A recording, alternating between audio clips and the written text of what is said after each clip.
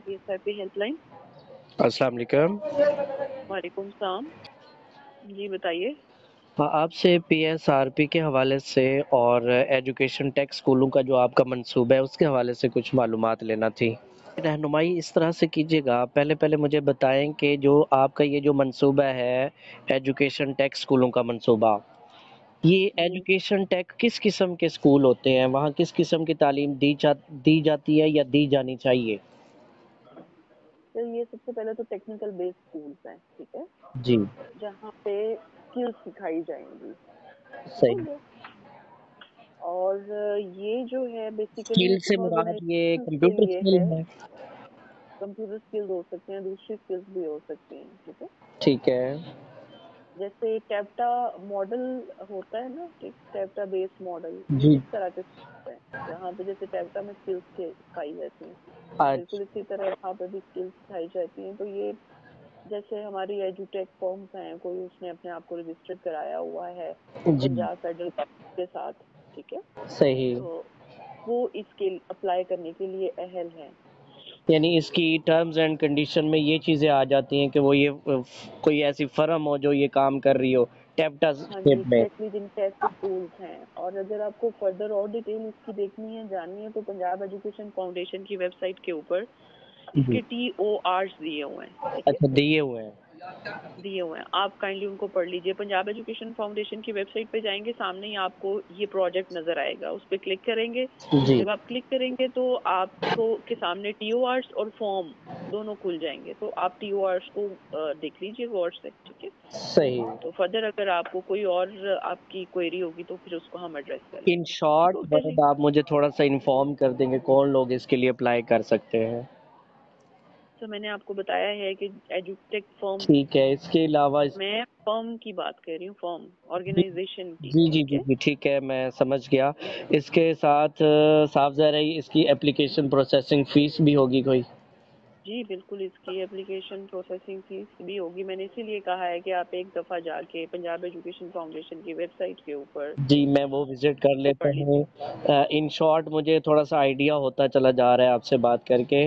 तो ये ऐसे स्कूल या ऐसे इंस्टीट्यूशन जो अब चल जिनकी रहे हैं, 25,000 जो रुपया अब चल प्रोसेसिंग रहे फी हों, है। जी, जी जो अब चल रहे हैं वो अप्लाई कर सकते हैं या जो अब कायम करना चाहें वो भी कर सकते हैं? सर, इसमें जो रजिस्टर्ड हैं ऑलरेडी फॉर्म्स वो अप्लाई कर सकते हैं। यानी न्यू नहीं ऐड हो सकते? नहीं। अच्छा, इसके अलावा पीएसआरपी फ़ेज़ 2 के हवाले से मेरे 2-3 शॉर्ट से क्वेश्चन। आप मुझे थोड़ा-सा आइडिया दीजिएगा अगर आपको इस बारे में मालूम है तो फ़ेज़ 2 का जो रिज़ल्ट है वो कब तक मुतवक्के है? तो केस 2 के रिजल्ट पे भी काम चल रहा है, ठीक है। उसकी कोई कट ऑफ डेट अभी अनाउंस नहीं हुई, अभी कोई टेंटेटिव डेट भी नहीं है, क्योंकि there are 1000 numbers of applications जिन पे भी काम चल रहा है। स्क्रूटनाइजेशन का प्रोसेस हो रहा है, उसके बाद जो है वो मेरिट बनेगा, फिर जो है वो रिजल्ट डिस्प्ले होगा।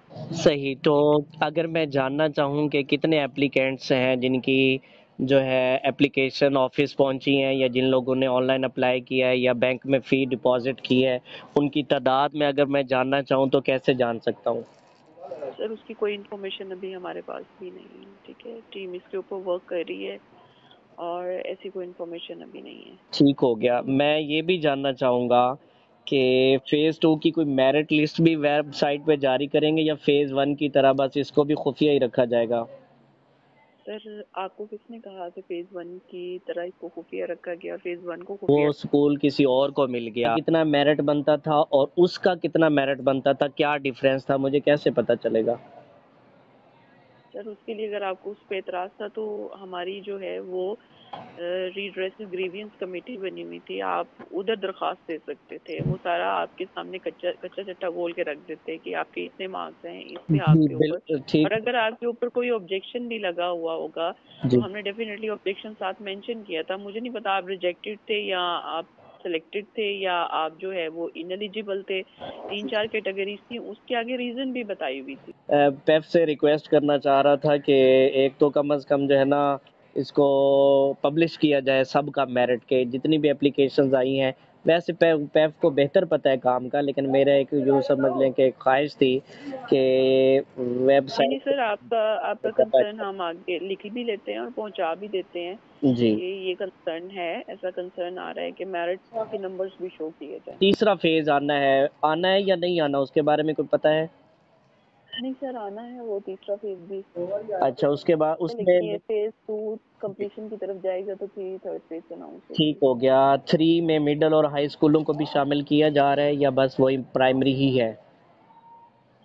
सर इसके हवाले से भी अभी गवर्नमेंट डिसाइड करेगी कि क्या टीओआरस होंगे जी, किन स्कूल को, या लिस्ट ऑफ स्कूल ही उसी वक्त सर पता चलेगा। अभी ये सारी चीजें ना बहुत अर्ली हैं, ठीक है, सही तो सही। इसलिए आपको इसके हवाले से मैं कोई पेट आंसर नहीं दे सकती, क्योंकि सारी चीजें इन प्रोसेस ही चल रही हैं। नहीं सर, मैं तो आपको मालूमात देने के लिए बैठी हूँ, ठीक है। फर्दर आप टीओआरस को अच्छी तरह से एक दफा गो थ्रू कर लीजिए।